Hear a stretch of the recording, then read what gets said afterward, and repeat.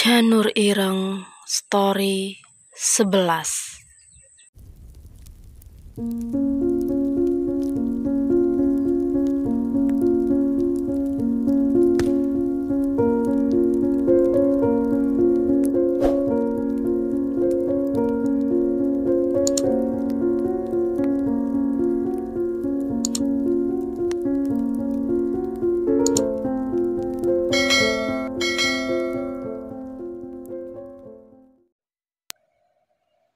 Setelah bercakap dalam bahasa yang kadang Sabdo tidak mengerti, mereka menyantap hidangan di atas meja. Suara gelak tawa diikuti percakapan tentang hal-hal yang tak Sabdo mengerti, terdengar bersahut-sahutan sampai salah satu dari orang yang paling ujung berkata kepada Arjo, "Omongno dulurku, yo apa kabare keluargamu? Apa wes ono jawaban kangge sing paling arum tekan tawaranku?" Arjo meletakkan sendok serta garpu yang dia pegang. Dengan kain putih yang ada di sampingnya, ia mengusap bibir, membersihkan sisa makanan sebelum berbicara dengan tegas. "Mari ngene, Mas. Aku wis mulai milah sapa sing pantes kangge unduh mantu gawe putri Intan Kuncoro." Tiba-tiba Sabdo merasakan ruangan yang sebelumnya ramai menjadi hening. Tidak ada satupun yang bergerak dan berbicara.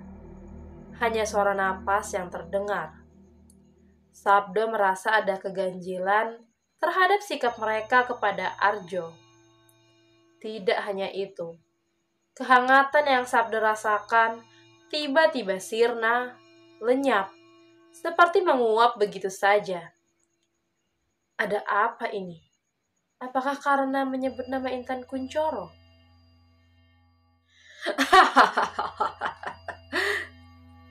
Tiba-tiba terdengar suara tawa dari orang yang duduk di kursi paling ujung. "Tak ilingno awakmu. Saiki wis gak jamane ono klitih ireng. Aja mangsa maksakno awak kanggo medhot saduluran. Ilang-ilingin yo op bapakmu mbiyen." "Aku gak tau lali, Mas. Aku eruh sapa awakku iku amarga nang jero gedheku iki ana gedhe Kuncoro. Trah bolo sedo sing gak bakal iso tak lalekno. Aku kudu oleh apa sing tak kepingini." Sabdo dapat merasakan ketegangan di dalam ruangan ini. Bagaimana bila ia memosisikan diri menjadi Arjo? Sabdo merasa merinding hingga tubuhnya menggigil. "Apa sing mau kepingin dulurku?" "Kursine jenengan." Brak! Tiba-tiba di sebelah meja terdengar suara seseorang menggebrak meja. Orang itu melihat Arjo dengan sorot mata sengit. Bayangan hitam yang menyelumuti dirinya memudar, membuat Sabdo bisa melihat perawakan seorang lelaki tua tambun dengan kepala gundul. "Jogowen lambemu Arjo anake monokolo. Kowe ora ngerti nang ndi posisimu." Arjo tertawa. Ia tampak begitu senang, seolah tujuannya yang selama ini akhirnya tersampaikan. Namun tak ada satu orang pun yang membela Arjo. Sebaliknya, suasana ruangan semakin sunyi. "Sing tenang, tuanku anggodo sing terhormat. Trah anem sing nyekel pagalarung, apa sing gawe jenengan murang-muring? Kowe ra usah solu-solu. Kono roh alasanku ngomong ngene." Lagi, Arjo seperti ingin menertawakan lelaki tua berkepala gundul yang ada di depannya. Tetapi Arjo masih bisa menahan diri. Ia lalu berkata, "Bukan salahku bila dia ikut di dalam unduh mantu yang kutawarkan. Lalu, pantaskah Anda marah kepadaku hanya karena bawahanmu sendiri yang memutuskan keikutsertaannya. Seharusnya Anda bangga karena ia mati dalam posisi terhormat sebagai seorang lelaki. Aku menghargainya. Begitu kan, Nyonya Atmojo? Seorang perempuan kini melihat Arjo dengan senyuman ganjil. Sangat disayangkan bila Kuncoro memiliki kualitas pengganti seperti dirimu. Dia tersenyum. Mencuri tahta dari tangan adikmu sendiri, itu seperti menyantap daging yang busuk. Bila aku menjadi dirimu, aku akan bunuh diri. Kita semua tahu, kamu tak memiliki kehormatan yang pantas untuk duduk di sini, bila bukan karena nama besar bapakmu. Mungkin seharusnya kursi itu lebih baik dibiarkan kosong terlebih dahulu. Mendengar hal itu, Arjo tak lagi tenang. Ia berdiri dari tempat. Tahu apa seorang Atmojo yang rendah kepada tuannya?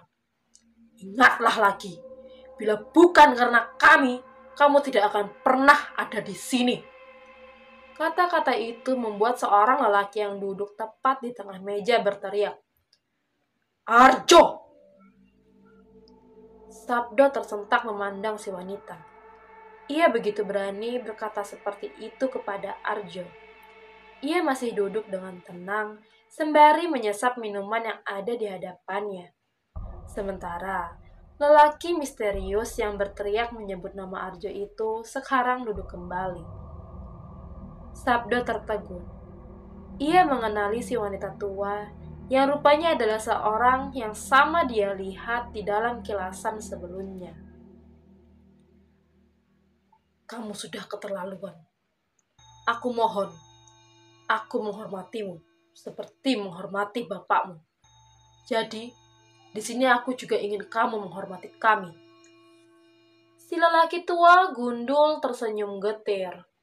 Ia tampak puas melihat Arjo dipermalukan seperti ini.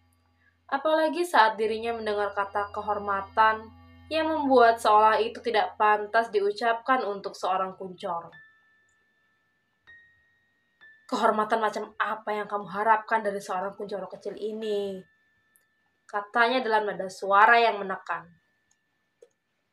Dia baru saja mengambil salah satu orang yang kujamin hidupnya.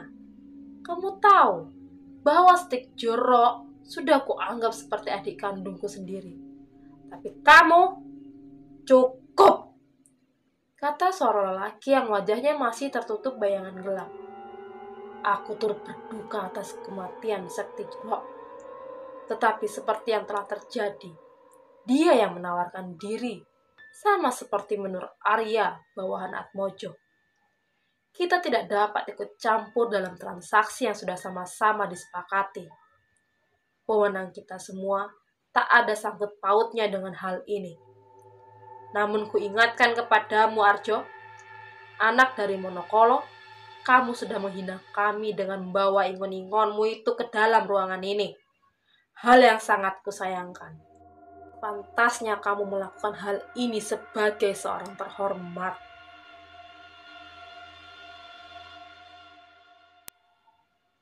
Bertemu mereka. Jadi begitu, itu adalah pertemuan antar kepala keluarga yang memimpin. Seperti Arjo yang saat ini memegang kendali atas nama Kuncoro, kata Sabdo ke Sugi.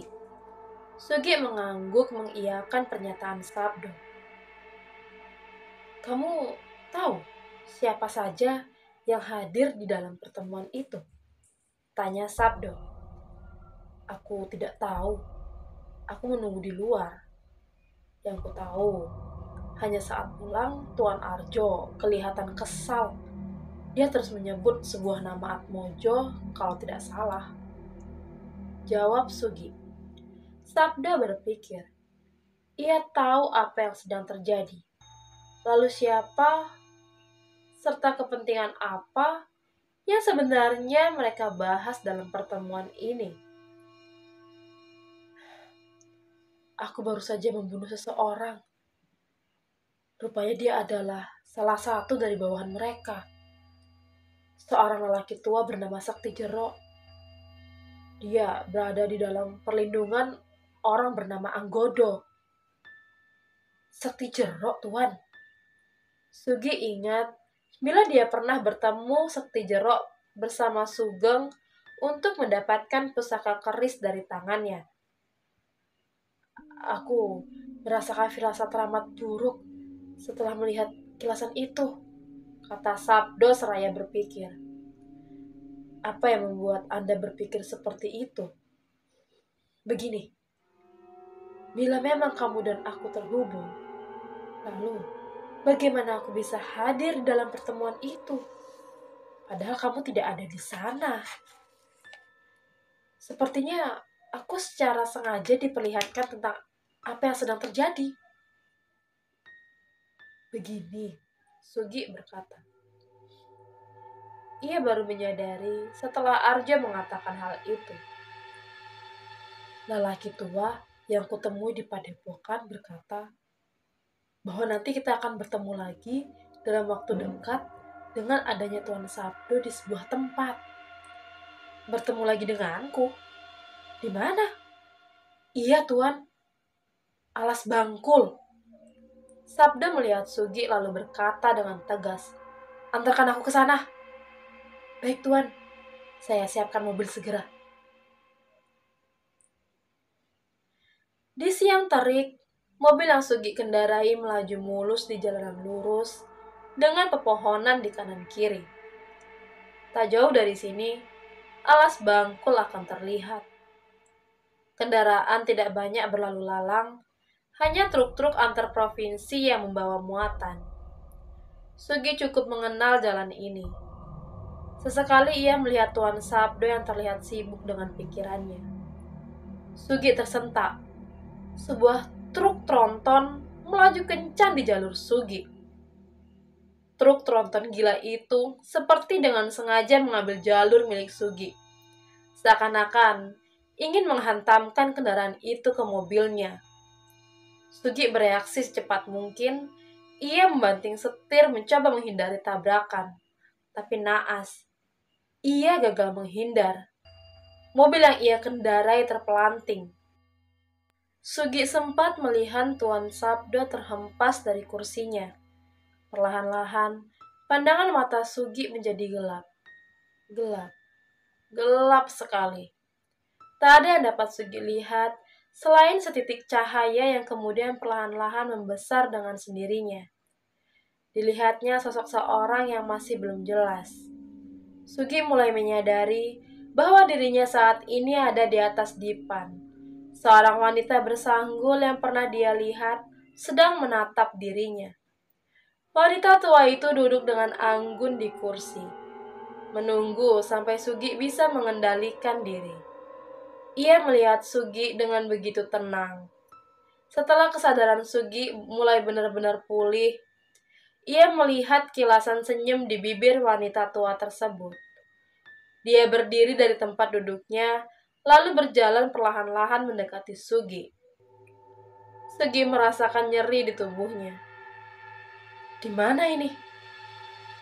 kata Sugi, sembari mengedarkan pandangan, mencari tahu dengan melihat apa saja yang ada di dalam ruangan ini.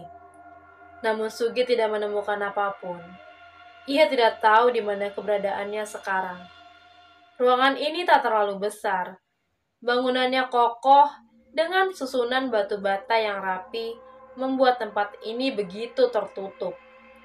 Di ruangan lembab ini hanya ada satu meja dengan satu kursi, serta dipan tempat Sugi berbaring. Tempat ini lebih terlihat seperti sebuah penjara di antah berantah. "Nami kulo Karsat Mojo. Kulo gadah penawaran kangge jenengan." Sugi mencoba mengingat kembali bagaimana dirinya bisa berada di tempat seperti ini. Detail kilasan itu mulai muncul di kepala Sugi. Setiap bayangan dari potongan ingatan membuat kepalanya terasa nyeri. Sampai perlahan-lahan, Sugi mulai bisa mengingatnya. Ia sedang menghindari sebuah truk tronton yang melaju di jalur mobil miliknya, tetapi mereka gagal menghindarinya. Aneh, bila memang mereka tergilas oleh kendaraan itu, kenapa tidak ada satupun luka di tubuhnya? Lalu, Tuan Sabdo, di mana keberadaannya sekarang? Mbah Karsa tersenyum, seperti bisa membaca pikirannya. Dengan tenang Mbah Karsa mengatakan bahwa saat ini Sabdo sedang baik-baik saja. Tidak ada yang terjadi kepada mereka karena sejak awal memang tidak pernah ada kecelakaan tersebut. Dia ada di sini, di ruangan lain. Kamu tak perlu khawatir. Bagaimana dengan penawaranku? Kamu belum menjawabnya sejak tadi. Sugi kali ini menatap Mbah Karsa. Ia berujar setenang mungkin. Penawaran apa? Apa yang sebenarnya kamu inginkan dariku? Penawaran yang menarik tentu saja. Seperti? Mbah Karsa tersenyum. Dari pintu seseorang melangkah masuk. Sugi tertegun melihat lelaki tua yang pernah ia lihat sebelumnya. Lelaki tua itu tersenyum dan bertanya kepada Sugi. Apakah ia masih ingat dengan kata-kata terakhir sebelum ia pergi? Sugi mengangguk, dia masih ingat. Bahkan dia memang sengaja ingin bertemu dengannya, meski ini terlihat bukan seperti sebuah kebetulan. Tetapi, nyatanya kejadian ini seolah-olah sudah direncanakan. Kini perhatian Sugi tertuju pada apa yang dibawa lelaki tua itu. Sebuah kotak yang tidak terlalu besar. Berbeda dengan Karsat Mojo yang begitu tenang, lelaki itu entah kenapa membuat dirinya merasa takut. Lelaki tua ini berdiri di belakang Mbah Karsa setelah meletakkan kotak tersebut di atas meja. Kamu sudah bertemu dengan Mbah Tamin. Beliau adalah penasihatku. Kudengar kamu berada di bawah kaki Arjo. Apakah itu benar? Sugi menggeleng. Saya bukan abdi Tuan Arjo. Saya hanya abdi biasa untuk Tuan Sabdo Kuncoro. Begitu. Mbah Karsa tersenyum. Entah kenapa Sugi merasa ada kesamaan antara Mbah Karsa dengan Tuan Arjo Kuncoro. Mereka memiliki karisma yang sama yang membuat Sugi merasa diintimidasi dengan pergerakan tubuh dan suara saja. Baiklah kalau begitu. Rupanya kamu sama seperti yang kubayangkan. Kata Mbah Karsa menoleh melihat Mbah Tamin. Mbah Tamin, bisa kamu buka kotak itu sekarang? Biar Mas Sugi tahu dan bisa mempertimbangkan penawaranku. Mbah Tamin mulai membuka kotak tersebut, mengeluarkan apa yang ada di dalamnya. Rupanya sebuah boneka jerami. Sugi tertegun melihat benda tersebut di tangan Mbah Tamin. Benda apa ini? Kamu tidak perlu tahu. Aku hanya ingin memberikannya kepadamu. Sugi masih bingung kenapa harus menerima benda ini. Mbah Karsa mengangguk kepada Mbah Tamin, seakan memberi tanda. Rupanya di dalam kotak masih ada alas kayu yang menutupi dasar kotak. Di sana Sugi bisa melihat uang yang begitu banyak. Kuberikan ini untukmu bila kamu mau membawa boneka ini. Kenapa aku harus membawanya? Mas Sugi, kadang setiap pertanyaan tak perlu mendapat jawaban langsung. Kata Mbah Karsa, masih berbicara tenang. Tapi, kalau kamu mau menerima ini, aku berani menjamin kamu tak akan pernah menyesal. Sebaliknya, saat kita bertemu lagi, kamu akan berterima kasih kepadaku. Bagaimana kalau aku menolak? Mbah Karsa menoleh ke Mbah Tamin yang seketika mengangguk. Setelah itu, Mbah Tamin berjalan meninggalkan Sugi bersama Mbah Karsa. Saya akan bertanya lagi kepada Anda. Maukah Anda menerima pemberian saya ini? Kali ini Sugi memilih diam. Tiba-tiba dadanya berdegup lebih cepat. Ia merasa firasat tidak enak seketika memandang wajah Mbah Karsa, melihat dirinya dengan sorot mata menunggu jawaban. Saya hanya ingin tahu maksud dari pemberian ini. Bukankah seharusnya saya tahu apa yang ada di balik penawaran Anda ini? Baiklah, kata Mbah Karsa kemudian. Saya akan langsung berterus terang. Boneka ini akan kugunakan sebagai media untuk menghabisi Arjo Kuncoro. Tuan, tempatmu mengabdikan diri saat ini. Bagai disambar petir di siang bolong, Sugi terguncang, tidak tahu harus menjawab apa. Sejak dulu, keluarga Kuncoro tidak pernah suka dengan keluarga Atmojo. Hal ini sudah berlangsung puluhan tahun. Puncaknya adalah saat ini.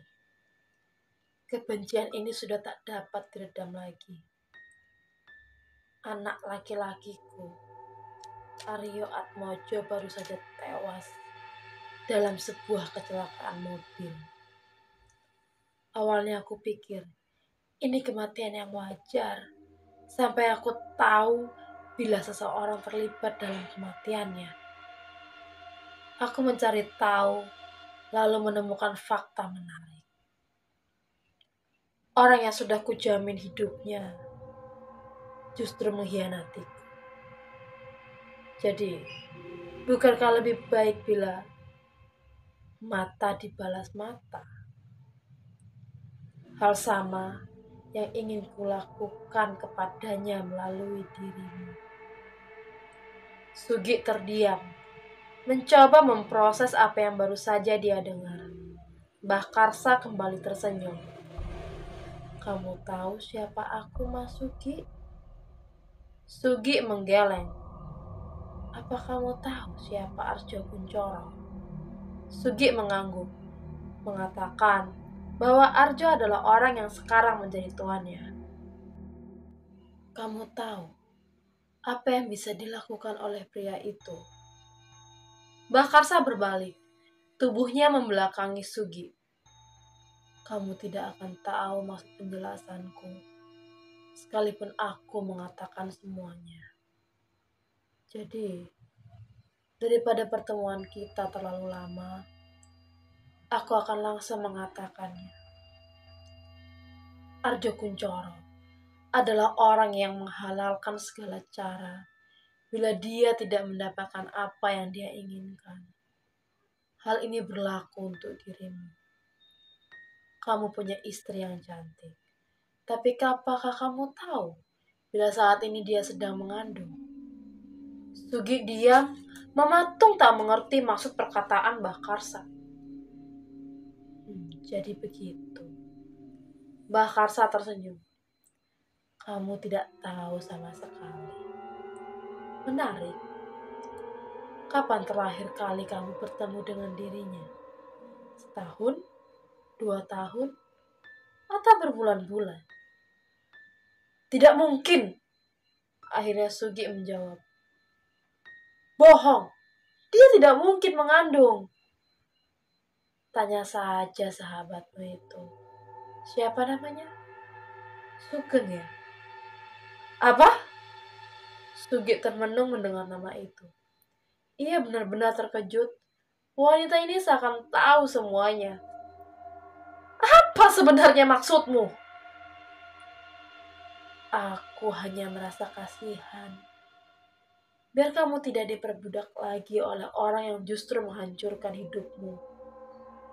Orang yang kamu percaya ternyata tidak lain hanyalah iblis yang bersembunyi di balik kulit manusianya. Mbah Karsa mendekat, lalu menyentuh kelopak mata Sugi. Buka matanya. Sugi terkejut. Dirinya tiba-tiba ada di kampung halamannya.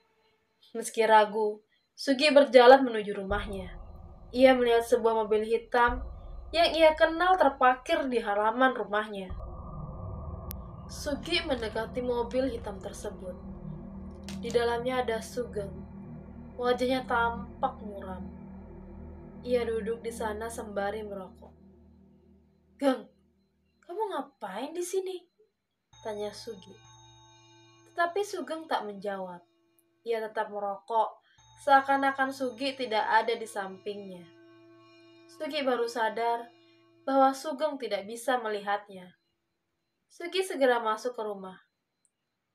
"Dek, Dek!" teriak Sugi. Tak ada jawaban sampai Sugi mendengar suara seseorang baru keluar dari kamarnya. Suara seseorang yang ia kenal. Perlahan-lahan, Sugi mendekati ke kamar yang hanya ditutupi oleh tirai. Ia menerobos masuk. Di sana, di atas ranjang miliknya, Sugi melihat istrinya tidur bersama seseorang yang dia kenal. Arjo Kuncoro. Bagai dunia runtuh, Sugi tidak dapat melakukan apapun selain melihat kosong apa yang ada di hadapannya. "Jadi, kapan suamimu pulang?" kata Arjo. "Gak tahu, Mas. Biasanya bisa berbulan-bulan," jawab istri Sugi. "Pantas saja kamu bisa sepinal ini," jawab Arjo sembari tertawa. "Kalau begitu, aku akan kembali lain waktu. Aku ada perlu dengan suamimu." Sugi melihat getir pemandangan di hadapannya sembari tertawa. Sugi sudah tidak tahu lagi apa yang harus dia lakukan. Dia mau menerima tawaran Sugeng karena berpikir istrinya dalam bahaya. Namun setelah melihat ini, entahlah, Sugi merasa kewarasannya sedang diuji.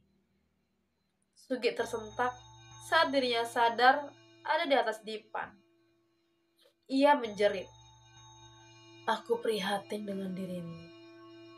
Tapi begitulah Kuncoro sejak dulu.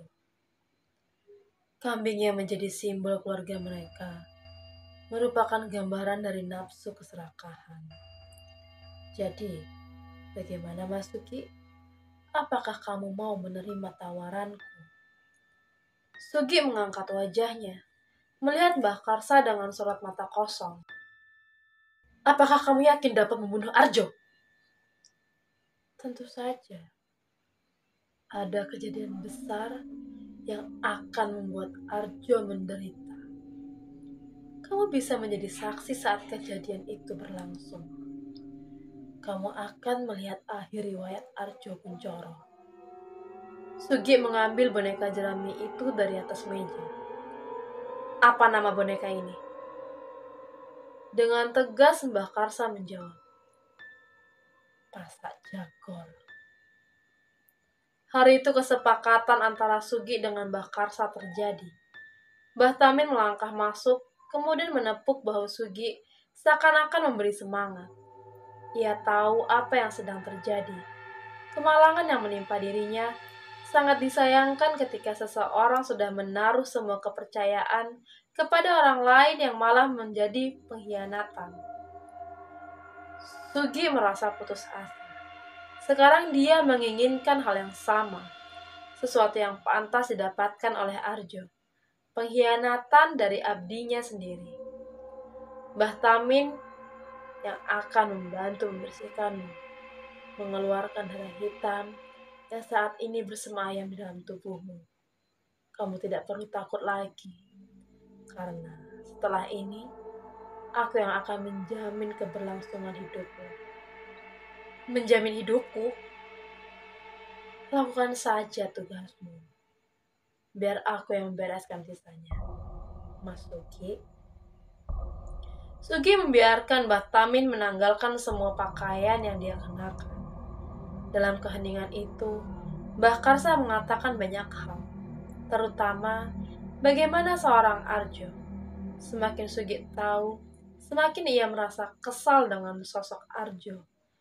Dia tidak benar-benar menjadi figur baik bagi bawahan mereka. Ini akan menjadi perang antara keluargaku dengan keluarga Kuncoro. Kamu hanya perlu mengikuti apa yang aku katakan. Maka semua akan baik-baik saja. Kamu mengerti, Mas Sugi? Sugi akhirnya mengangguk. Di atas dipan kayu, kedua tangan dan kaki Sugi diikat dengan daun ranjat atau sulur kering. Tubuh Sugi telentang tanpa sehelai benang pun menutupi tubuhnya. Mbah Tamin mulai merapalkan mantra sembari mengguyur tubuh Sugi dengan air kembang. Tidak tahu apa yang dia lakukan, Sugi menggeliat kedinginan. Tetapi Mbah Tamin seolah-olah tidak peduli. Mbah Tamin memantrai dirinya lagi dengan bahasa-bahasa yang tidak pernah dia dengar. Mbah Tamin mengelus rambut Sugi. Tangan keriputnya bergerak turun lalu mengusap wajah Sugi. Sebelum secara tiba-tiba Mbah Tamin mencekik leher Sugi dengan kencang, sehingga Sugi kesulitan bernapas. Sugi mencoba melawan, tetapi karena kedua tangan dan kakinya diikat, dia akhirnya memilih untuk pasrah. Sugi merasakan sesuatu menyeruak naik dari dalam perutnya. Merasa tak nyaman dengan kondisi seperti ini, Sugi mulai mengerang. Hingga akhirnya dia memuntahkan sesuatu. Tubuh Sugi mulai mengejang. Rasanya seperti disiksa. Sentakan demi sentakan terasa semakin menyakitkan. Sugi berontak dengan berteriak sekeras-kerasnya. Sebelum dirinya memuntahkan sesuatu sekali lagi. Cairan hitam kental menggumpal keluar dari mulutnya, menyerupai bentuk janin berbau busuk. Sugi tidak pernah tahu bila di dalam perutnya ada benda seperti ini. Setelah beberapa waktu, Sugi mulai terus memuntahkan isi perutnya yang berupa cairan kental hitam. Puncaknya, Mbah Tamin menarik sesuatu yang lebih buruk. Potongan daging busuk. Mbah Tamin membuang benda itu ke dalam ember. Setelah semua yang sudah dilakukan oleh Mbah Tamin, tubuh Sugi terasa lemas. Mbah Tamin mulai melepas satu persatu ikatan yang melilit kedua kaki dan tangan Sugi. Sembari berkata, "Maaf, aku harus melakukan sejauh ini. Kita tidak pernah tahu apa yang jahanam itu masukkan ke dalam tubuhmu. Tapi, bisa aku pastikan kamu sudah lepas dari jeratannya." "Sebenarnya apa yang Arjo lakukan kepadaku?" "Tidak hanya dirimu. Semua abdi Kuncoro mendapatkan hal ini untuk mengikat darah mereka. Sehingga bila sesuatu hal buruk terjadi, jaminan nyawa para abdinya juga akan ikut mati bersama induknya. Ilmu ini diambil dari darah seekor kambing hitam, Bokolono." Sugi menelusuri lorong setelah melewati sebuah pintu. Cahaya menyilaukan terlihat di depan matanya. Sugi melangkah perlahan-lahan mendekati ujung lorong. Terdengar suara orang-orang berbicara. Di sana Sugi melihat sebuah ruangan megah dengan meja panjang. Di antara kursi yang berbaris di tepi meja, ia melihat seseorang yang dia kenal, Sabdo Kuncoro. Ia tersenyum saat memandang Sugi, lalu Sugi berjalan mendekatinya. "Apakah kamu baik-baik saja? Mereka memperlakukanmu dengan baik?" tanya Sabdo. Sugi mengangguk. Mata Sugi lalu tertuju kepada Mbah Karsa yang tersenyum ke arahnya. Di samping Mbah Karsa, duduk seseorang yang tidak pernah Sugi lihat sebelumnya. Seorang lelaki tua dengan kepala gundul plontos dan tubuh yang tambun. Sorot matanya tajam seperti tidak bersahabat. Dia mengenakan kemeja panjang berwarna hitam kekuningan. Dengan garis-garis, dia menyesap segelas kopi di hadapannya. Sebelum matanya tertuju kepada Tuan Sabdo. Di belakang lelaki gundul itu berdiri seorang wanita. Ia tidak lebih tinggi dari Mbah Tamin. Ia berdiri tepat di depan tembok dengan membawa sebuah parang. Rambut disanggul dengan kebaya lengkap beserta jaring. "Abdimu wis teko.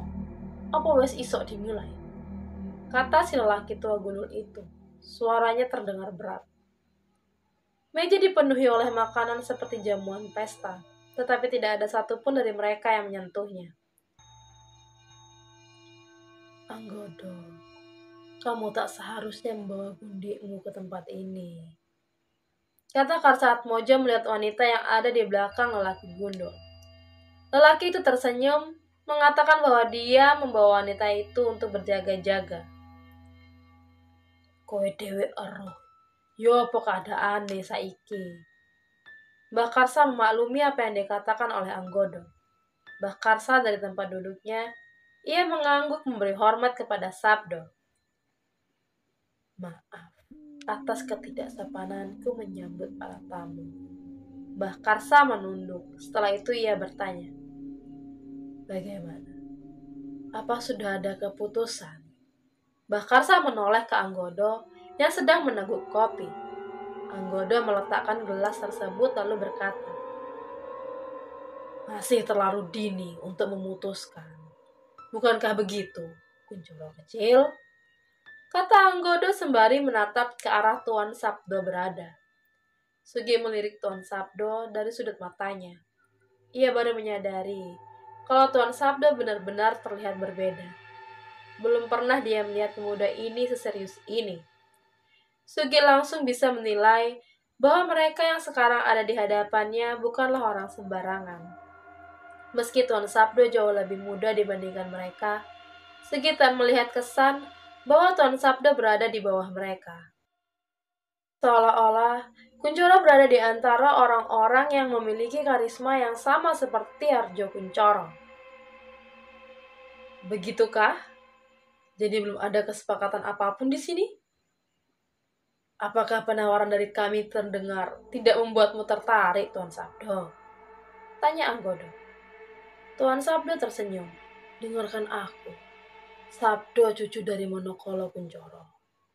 Sudah tiba waktu bagimu untuk mengambil alih kursi Arjo. Kamu yang sebenarnya lebih pantas duduk di sana menggantikan dirinya, menjadi kepala keluarga. Sehingga apa yang akan terjadi bisa dibatalkan." Sugi tidak mengerti maksud kata-kata Mbah Karsa. Tuan Sabdo menanggapi ini dengan tenang seperti tak ingin terpancing.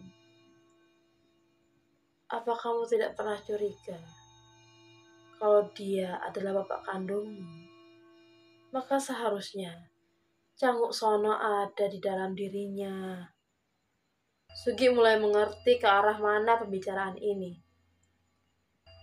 Bokolono hanya menurut kepada tuannya yang bila ditarik secara garis adalah dirimu.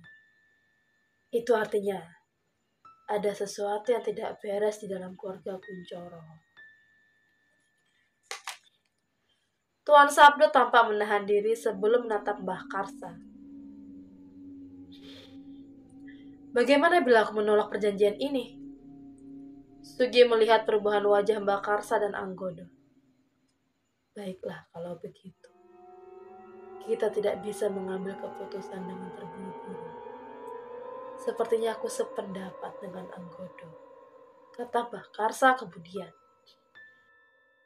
"Biarkan Kuncoro kecil kita ini tahu di mana posisinya berada." Senyuman di wajah Mbah Karsa seperti mengisyaratkan sesuatu yang membuat Sugi bergidik ngeri saat melihatnya. Gejolak perasaan yang tak suka itu benar-benar terlihat jelas. Tak berselang lama, tiba-tiba sesuatu terjadi. Sesuatu yang terjadi begitu cepat. Tuan Sabdo melihat ke arah Sugi dengan sorot mata tajam. Sugi merasakan ada yang tidak beres dengan tubuhnya. Tiba-tiba kedua tangannya bergerak sendiri, mencengkram makanan yang ada di atas meja itu, lalu memasukkan paksa ke mulutnya secara membabi buta. Makanan-makanan itu terus masuk, membuat Sugi merasa mual, tetapi dirinya tidak bisa berhenti. Sugi kehilangan kendali atas dirinya sendiri. Mbah Karsa yang melihatnya mengambil sapu tangan untuk menutup mulutnya. mual melihat apa yang sedang Sugi lakukan. Sugi semakin bingung diikuti rasa malu saat semua mata yang ada di dalam ruangan memandang ke arahnya. Seluruh tubuhnya seperti dikendalikan oleh seseorang. Ia mencoba melawan sekuat tenaga, tetapi sia-sia belaka. Sugi terus-menerus memasukkan makanan-makanan yang ada ke dalam perutnya. Memaksa dirinya terus-menerus sampai akhirnya Sugi mendengar Tuan Sabdo menggebrak meja sembari berkata, "Hentikan!" Sabdo melihat tajam ke arah Sugi, yang awalnya tak menggubris perintahnya. Sugi mencoba mengendalikan diri, tapi sekuat apapun mencoba, Sugi tak dapat melawan. "Bila kamu tidak berhenti melakukan ini, aku bersumpah akan melawanmu," kata Sabdo lagi. Seisi ruangan menjadi hening. Sugi tak mengerti pada siapa Sabdo berbicara. Ia mencoba menjelaskan keadaan dirinya, tapi tetap saja tak ada yang bisa dia lakukan. Akhirnya Mbah Karsa mengatakan, "Hentikan perbuatanmu, Tuan Codro. Kamu membuat malu tamuku." Setelah Mbah Karsa mengatakan hal itu, tubuh Sugi berhenti bergerak. Ketika ia memuntahkan makanan yang penuh di dalam mulutnya, badannya nyeri setelah apa yang baru saja terjadi padanya. Dari pintu terdengar suara langkah mendekat. Seseorang masuk melihat Sabdo lalu berkata, "Maafkan aku, Tuan Muda Kuncoro," kata orang asing itu. Sugi tak mengenal lelaki ini, tetapi dari kata-katanya, ia yakin hal yang baru saja terjadi dengan dirinya adalah akibat dari ulahnya. Penampilan lelaki ini terlihat lebih muda bila dibandingkan dengan Anggodo dan Mbah Karsa. Dengan ikat kepala serta rambut panjang, ia duduk di samping Anggodo. Pandangan matanya kini tertuju kepada Tuan Sabdo. Siapa sebenarnya ketiga orang ini? Lain kali, tolong jangan selanjang ini memamerkan ilmumu dengan cara seperti ini. Tak membuatmu menjadi orang yang akan dihormati, tegur Mbah Karsa Atmojo. "Aku hanya coba-coba. Ngerogosukmu iku nyeneng no." Lelaki itu menatap Tuan Sabdo sebelum memperkenalkan diri. "Kenalkan, nami kulo Codro." Sugi kini mengerti apa yang baru saja terjadi kepadanya. Rupanya, lelaki bernama Codro ini bisa ngerogosukmu. "Untukmu," katanya sembari melihat wajah Sugi. "Aku minta maaf, sudah dengan lancang merasuki sukmamu seenaknya. Aku ingin mencoba sejauh mana ilmu yang kupelajari ini. Lagi pula, aku ingin mencarikan suasana. Di sini suasananya terlalu serius." Sugi tidak mau menjawab. Bagaimanapun, lelaki bernama Codro ini sudah mempermalukan dirinya. Sugi tiba-tiba teringat oleh sesuatu. Saat kecelakaan kemarin, ia juga tak dapat mengendalikan mobilnya dengan benar. Apa mungkin Sugi melihat Codro? "Aku tidak suka kamu seenaknya masuk ke pikiran orang, memanipulasinya sedemikian rupa seperti apa yang kamu lakukan kepadaku dengan Sugi," tegas Sabdo. Codro justru tertawa terpingkal-pingkal. "Kamu yakin itu perbuatanku, Kuncoro kecil?" Anggodo lalu berkata, "Itu perbuatanku. Aku harus melakukannya." Meski begitu, Codro juga ikut membantuku. "Baiklah, karena semua sudah datang, mari kita mulai membicarakan tentang perjanjiannya," kata Mbah Karsa Atmojo. Sugi menoleh melihat Tuan Sabdo. "Perjanjian apa?" Tuan Sabdo memandang ke tempat duduk setiap orang, sebelum mengatakan kepada mereka semua, "Bukankah masih ada satu orang lagi yang belum hadir?" Ketiga orang itu tersenyum, seperti yang sudah diduga, kualitas dari Canguk Sono tidak perlu dipertanyakan lagi.